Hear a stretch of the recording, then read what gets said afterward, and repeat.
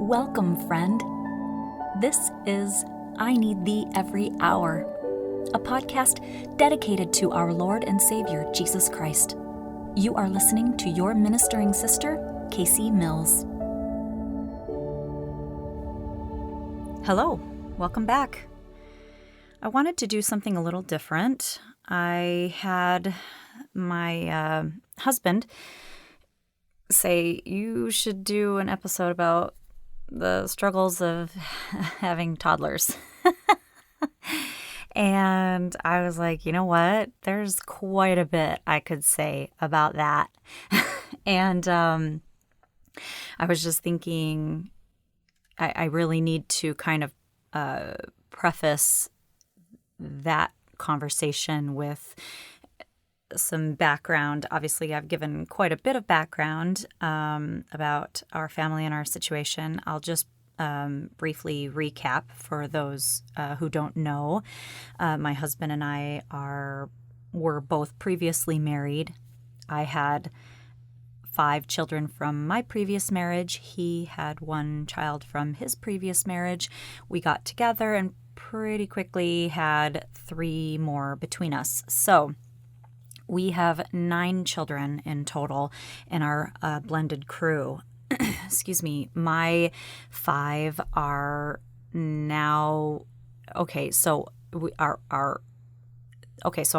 oldest, then my oldest from my previous is a boy, and he is now 16. And then my next 4 are all daughters, ages 14, 13, 12, and 10. My husband has a daughter from his previous marriage, and she is 11. And it's funny, there's a brief period of time between my oldest's birthday and my husband's daughter's birthday where it's always perfect. It was so before he turned 16, then it was 15, 14, 13, 12, 11, 10. Anyway, it's just kind of fun. And then our 3 that we have between us are all boys, and they are 6, 5, and 4. And I'm sure you're wondering, don't you guys know about birth control? I'm used to people saying all the usuals. Boy, you sure have your hands full. You know how that happens, right? No. Really? I've been doing it to myself this whole time. No, actually, and I know I mentioned this before, and I'm not I'm not afraid to be candid about it. I know that there's some people that want to judge, and there's some people that are like, bravo. And we had someone say to us, we had a gentleman say to my husband the other day, thank you for choosing life. Because he saw our kids climbing out of our van like a clown car. Anyway, and I thought that was about the nicest thing anyone has ever said to us. But we've had people stare at us. We've had people, kind of gawk at us a little bit like we're a circus. We've had people stare with disapproving looks. We've had it all, and I actually have one daughter in particular who kind of takes it a little more personal than others. She's just kind of hot under the collar in general, and so I have to, I totally get where she's coming from, and it's kind of like, I've been there, sweetie, and I have to kind of fight that in myself, a little bit of, feistiness. My husband says I'm feisty, and I think because he is so cool, calm, and collected, I think he kind of appreciates my feistiness, and so we laugh that I kind of bring out feistiness in him, and he calms me down. So that's our yin and yang that we have. Pretty much everything else, he and I very much agree on, which is nice considering my previous marriage. We didn't agree on anything and had nothing in common, basically. except that we had kids together. But my husband now, we both very much, it's kind of funny actually because I'm not even close to exaggerating, like on a daily basis, we will say something at the exact same time, same wording, same inflection, whatever it is, like, or we'll be just listening to a song and then we both start singing right at the same point during the song. Anyway, just funny, quirky stuff like that we do. We're very much alike in that way, and I very much feel like he is my best friend, and I'm able to be myself with him, and he loves me anyway, and and it's funny. I remember when I had split from my previous spouse, and I remember him asking me, "What do you want?" Kind of like wondering why I would want to leave him, why I would want to, break up our family, essentially, right? Because I was the devil for doing that. But I remember him asking me, "What do you want?" And I said, in reference to a relationship, essentially, which I had no desire to get remarried. I will say that. I was like, I'm done. I'm done with marriage. I'm done with men. I just was like, if this is, because in my mind I was like, if this is what marriage is, I don't want it.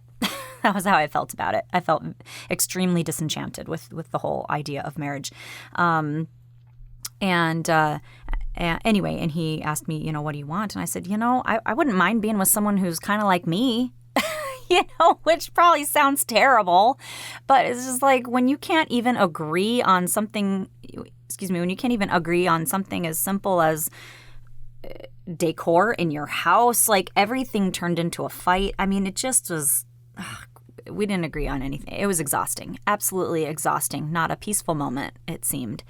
And, obviously, it was peaceful when I acquiesced, which most of the time I did just because I just didn't want to fight and I was exhausted. And because for the last 2 years, I want to say, of that marriage, roughly, I was working full-time and trying to do school full-time. I was maybe doing school full-time, sometimes in school part-time when I couldn't handle doing a full-time load.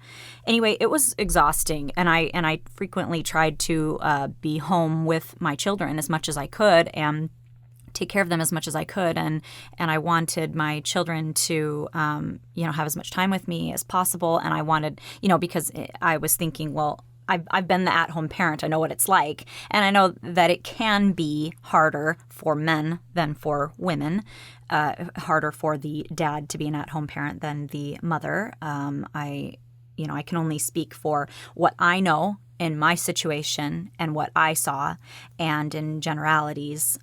So, take with that what you will. But, for me, I wanted to give my spouse a break from being the at-home parent, and so I tried to encourage him to get out as much as possible and take over with the kids. I didn't realize, though, that his mother was doing a lot more than I was aware, and so he really didn't have a whole lot that he was doing. And so he really didn't need the break like I thought he did. And in fact, quite the opposite. I actually am the one who needed a break because it was constant work, constant stress. I never got a break. And you know what? Through all of that, though, because I felt strongly that the Lord wanted me to be working and furthering my skills and my education, the Lord blessed me that I don't think I ever got sick. Yeah, I don't think I ever got sick. It was quite a miracle. I know that the Lord was blessing me, and I also know that was key in me being able to get away from my abuser, because I had an established job and established credit at that point, and because I had purchased a home in my name, and I had been able to build things up so that I could comfortably and safely walk away from him and his control over me. And anyway, so I wanted to talk about how my current family dynamic is so unique. You know, when you think about family, you think about, okay, well, I've got my own idiosyncrasies, and then I got to deal with my spouse, and we're working on our marriage, and we've got to come together, and we've got to work things out between us, right? The marriage has to come first, right? And then you've got issues with kids, depending on how many you have, and depending on how old they are, and you have any number of things that could be going on there with the issue of having children. And I feel like those two elements can really push you to a breaking point all by themselves. And then when you add in stepchildren and blended family situation, maybe you have exes you're dealing with, you have multiple in-law situations that you're dealing with. It takes a village to make it work and to keep everybody sane. And we, thank heaven, and I will continue saying it till my dying day. I'm so very grateful that my stepdaughter's mother is as great as she is.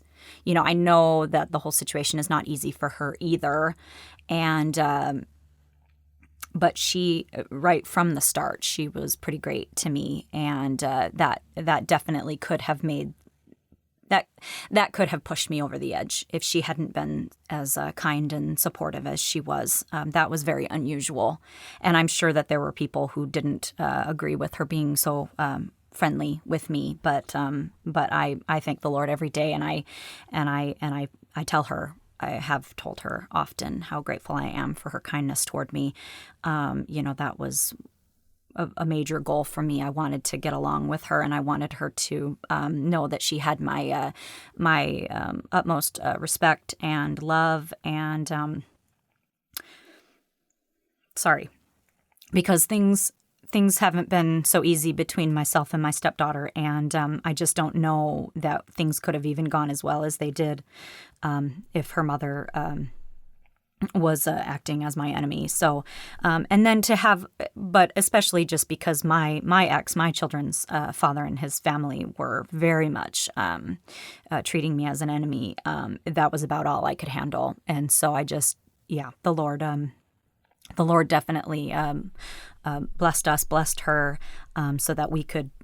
And really, I think that's just a sign of being a good parent. I think that's a sign of being a good, trying to be a good adult, is to think of, well, here's my former spouse that I am no longer married to. I can't control who they end up with, but I can do my part to get along with them, right? To make things as easy as possible for my child, and I know that that's why she does what she does, is because she's thinking of her daughter and she wants things to be peaceful for her daughter. And I just say, bravo. She's got it right, and she works very hard to be a good mother. And and I know it's not an easy situation, and I've told her that, being a single mom is not easy, and she has a tough job that she does for her career, and so she's doing her best. I know she's doing her best. Anyway, so I just wanted to say, what I realized is that we have, at least in my blended family situation, it feels like we have three different families essentially. Like I have. There's me and my older 5 biological children, and then my husband and his daughter, his biological daughter, and then me and my husband and our 3, and that's really hard in a lot of ways. I could go on and on about it, but and that's not to say that we don't try to bring us all together. We call ourselves the Crazy 11. We've definitely moved heaven and earth and given a Herculean effort to bring our three families together to become one. And we've done family trips, we've done many family outings, we've tried just living all together in the same house, all in each other's faces. There just was a lot of dynamics. I think people, just like the difference between dating someone and then getting married and now you're living together, you really don't know how you're going to feel or how those dynamics are going to work out until you're actually in that situation. And it almost seems like those kinds of scenarios can bring out the worst in everybody. Any issues that maybe any issues that were there kind of get a spotlight put on them. They kind of grow exponentially. One of the things that I was thinking of let's just talk about basic struggles. Okay, you have, like, for example, you have typical sibling rivalry, typical sibling disputes. Well, when you have biological siblings that have grown up together, you're similar, you've bonded, you've especially with my five, they've been through a lot together. They're super, super tight with each other. And that's a hard thing then for my stepdaughter to try to come into. She's used to being an only child at her mother's house. And even for a period of time before our little ones were born, she had time, just her and I. And that I didn't get with my five because I was desperately trying to get them with me, and I didn't get to see them. Maybe every couple of months I might get to see them for a week or two. It was really hard for those years of being separated from them. And I know that there was a bit of jealousy going on when, my kids would feel like, well, here's my stepdaughter getting to spend so much time with me and I'm getting to raise her. And I'm not getting to raise them. And so that was hard, even though she definitely loved them. And I know that they loved her.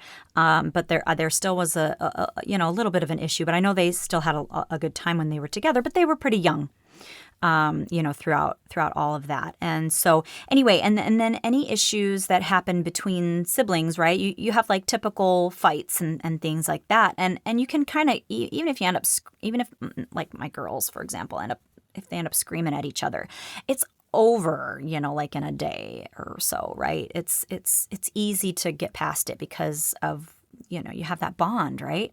But those kinds of things didn't happen organically with my stepdaughter. And so even though, I think everybody was trying their best, once my kids came and were finally, miraculously living with me full time, I think my stepdaughter thought things were going to be a little different. And I think maybe even my older kids thought things were going to be a little different too. And so there was a lot of clashing that I had not anticipated. And a lot of I'm sure my husband would say I was being defensive of my kids. I certainly felt he was being defensive of his daughter. There was a lot that was happening that was pitting he and I against each other. It's really hard to put your marriage first when your children are struggling so much and they're feeling like, well, I'll just say, like, it's really hard to be a parent. And it's even harder, like maybe 10 times harder, to be a step parent. And I don't know anyone who would disagree with me on that. And I would definitely challenge anyone who wanted to disagree with me, because you are in this position where you love this child and you are trying to love them and raise them as your own. And that kid pretty much doesn't want that. And then let's say that there's a dispute and your spouse is going to feel like they need to protect their kid. And they're looking at you like, well, you're not their parent, right? You don't know them the way I know them. You don't love them the way I love them. You didn't raise them from birth. You're not biologically related, or whatever you want to say, right? Any of those things can come into play and you get defensive. And I'm not saying that that it was all, my husband participating in that. I know I've done that too. I know I've been put in a situation where I'm just like, my kids have not been able to be with me the way they needed to in order to, and they're healing now. And if I look like I'm picking my stepdaughter's side over them, I don't know what that's going to do to them. And I don't know what that's going to do to my relationship with them. And yet, if I don't look like I'm sufficiently supporting my stepdaughter, well, then that sends a message to her and to my husband that I don't care about her and that he needs to then defend her against me and my kids. And I know that there was a bit of that has reared its ugly head. And it's been really, really hard to try to figure out how do we handle these kinds of situations. And then when I say, okay, 3 different families, well, when it's me and my husband and our younger 3, totally different scenario, right? Totally typical whatever, right? Like he handles things how he needs to and I don't second guess him. I handle things how I need to and he doesn't second guess me. And it's able to be just, it's like, it's right. It's not easy, right? But comparatively, it's easy when it's just the 5 of us, But then once everybody else, comes into the mix, it's like, okay, I feel like I need anti-anxiety meds just to get through a dinner. Sometimes it's a struggle. It's a real struggle. And I know, with my stepdaughter, she had a lot of time, just her and I, or even if it was or when it was her and I and my boys. And, but I know that she still had a lot of struggles too, where I think she felt my love for her, and I know I've felt her love for me, and you when you serve someone, like I can't tell you how many times I've had to help her in ways that her dad wouldn't be able to help her. Just from a female perspective, okay? Like that kind of thing is very important.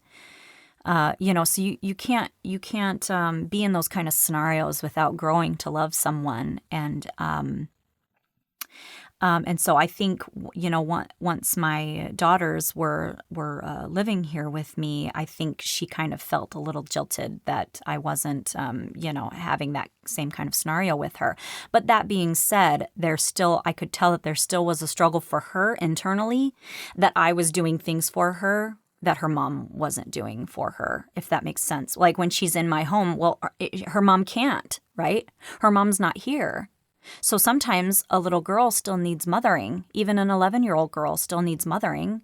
But it just kind of came to a head. And it was like, I just said, she just doesn't want me to mother her. And this is, maybe part of her wants it, but there's a huge part of her that just does not want that from me. And that was hard. That was really hard. And I've done a lot of research, read books and articles and listened to podcasts. And the main message that I got from what I've listened to about step situations and blended family situations is that for sure the overarching message for a child when they're in a situation where there's a step parent in the picture is that this step parent is replacing their other parent.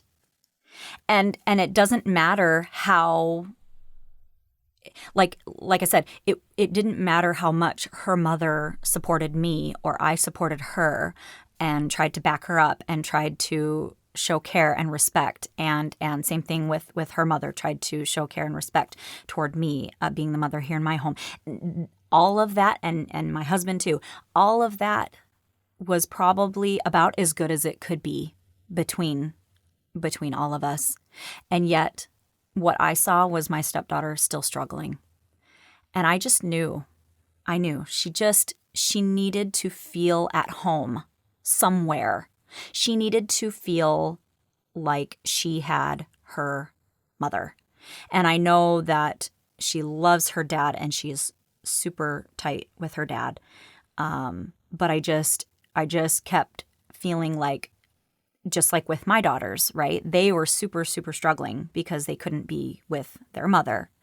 And I just knew they need to be with their mother. And same thing with my stepdaughter. She needed to be with her mother more than she was. It was way too much back and forth. And I could go on and on about all of that, those kinds of dynamics and what I've seen and what I've read and how, kids need to feel at home. They need to have a home, a place that feels like a safe zone for them. And, and sometimes you gotta swallow your pride and you gotta figure out what's going to be the best scenario for that child or those children, and say where is their home? What is their home? And for some kids, for most kids, I would say home is with mom, especially at up to a certain age. Home is just with mom. Anyway, so like I said, the sibling rivalry and disputes and things, just, stuff would happen. There'd be issues, but they just weren't getting resolved, and they were just kind of growing and getting worse. And it was just kind of like, who's this person, usurping, right? And then and then you got the issue of hormones, right? Because all of our older children now, the older 6, are going through hormonal changes. And so we've got that coming into play now. And and so when you have that time of the month for girls, and I'm sorry, even teenage boys are going through their own, testosterone changes and things like that. They're going to be short of temper, short of patience. The girls, it's so funny because naively I assumed me and all my girls would be on a similar cycle. Yeah, that's not happened yet. Everybody almost has their own week. And so it's made things quite interesting. Yeah. Not all of our daughters have crossed that threshold yet, but 3 of them have. The 3 older ones have. So that's been quite interesting.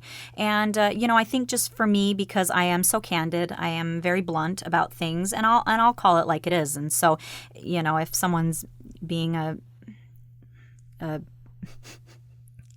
I'll censor myself.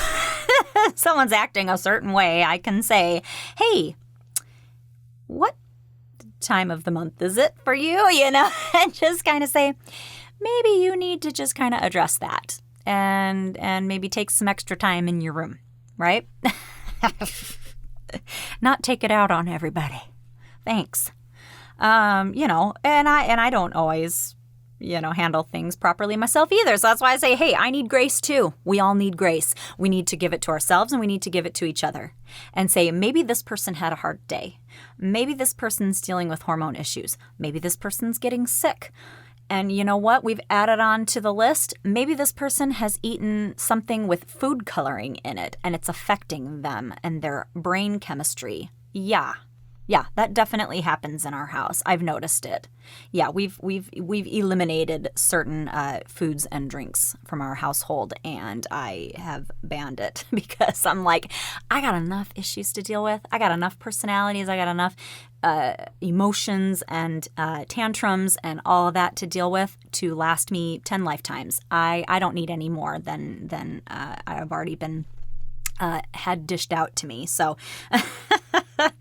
And I am just about out of time. So I think, and I still have quite a bit more to say. So I think I'll probably split this up into a two-part episode. So hopefully this has been entertaining. Hopefully my struggles and my situation are helping you to kind of either commiserate with me a bit if you can relate, or help you to be grateful that you don't have to deal with these things. And maybe if you are feeling generous and feeling some grace toward me, you would offer a prayer on mine and my family members' behalf, because we need it. We get asked often, what do you need? And I just say, you know what? I'll always take a prayer. Because I know what that does for me. I know what my prayers do for my children and for my husband. But I do know that when we pray for others selflessly, it it does exponentially more than when we pray for ourselves. And that being said, I do also know that a mother's prayer for her children are the most powerful, or one of the most powerful prayers that can be said. So I will say that too. Do not underestimate your power as a parent, as a mother, to pray for yourself, to pray for your spouse. Definitely pray for your spouse, and also pray for your children, and you will be shown things, you will be guided, and you will be blessed. And with that, I will end today's part 1 episode. Thank you.